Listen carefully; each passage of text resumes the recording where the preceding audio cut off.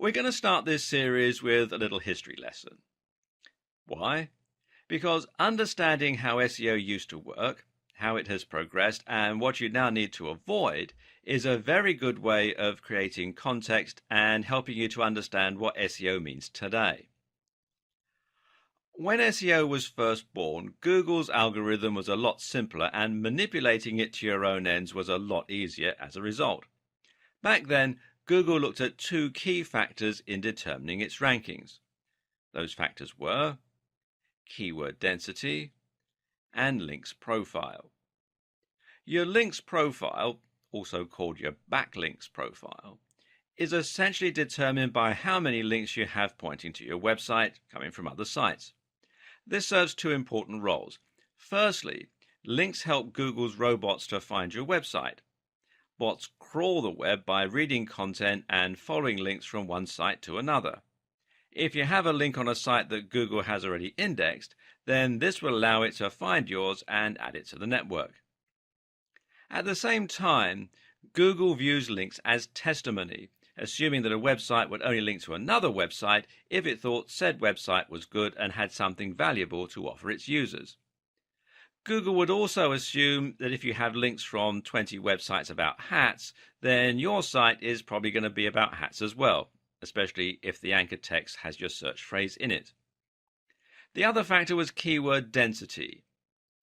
Keyword density meant how many times your website would repeat the words that you were trying to rank for. The more content you had and the more often you repeated the same phrase throughout that content, the more likely you would ultimately be to get ranked for that search term and to show up high in the SERPs. Of course, it was also important to research the keywords and to make sure they were actually being searched for. For this, marketers could use Google's keyword research tool in order to check the volume of searches and to get an idea about how much competition there was. A savvy optimizer would then be able to look at terms with the highest search volumes and lowest amount of competition and then try to rank for those phrases specifically. This simple algorithm makes a lot of sense in theory and should have helped Google to find content that people would be looking for quickly and easily. It would read the content in order to see which site was the most relevant for that term, and it would look at which sites had the most links from other websites. But the problem was, people eventually cottoned on to the way this worked and began to take advantage of it. Search engine optimizers realized that all they had to do to get to the top of Google was to create as many links and as much content, with keywords, as possible. So webmasters began to spam link directories and content farms, submitting their links everywhere they possibly could.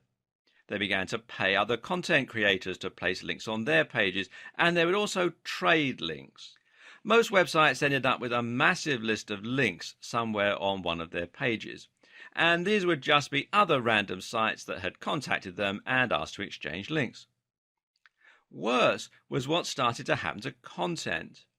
In a bid to create as much content as possible and to use the keywords as often as possible, creators began to churn out content in huge quantities while giving no regard to quality. They also began using keyword stuffing, which essentially means repeating keywords over and over again, even when it doesn't make any sense. A typical website from the early 2000s might read, "Are you looking to buy hats online?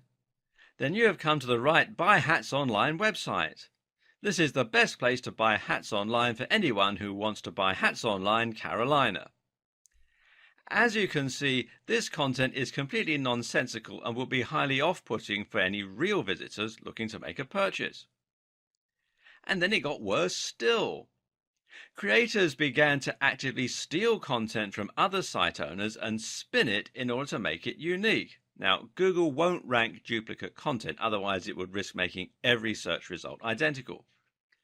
So content spinning, as it came to be called, essentially means that you're taking an article or a blog post and using software in order to exchange many of the words for synonyms. So a sentence that read, "These are the softest, warmest and most attractive hats on the net," would become, "These are the most comfortable, most insulating and most beautiful hats on the web." And because the site owner didn't have to write that content themselves, this meant they could publish thousands of posts in a short space of time and bomb Google. Well, that's the theory at least. The reality is that, unfortunately, most spinners do this instead. These is the squitty-ish, hottest and very best beautiful hats on the fishing net. Again, it's just gibberish.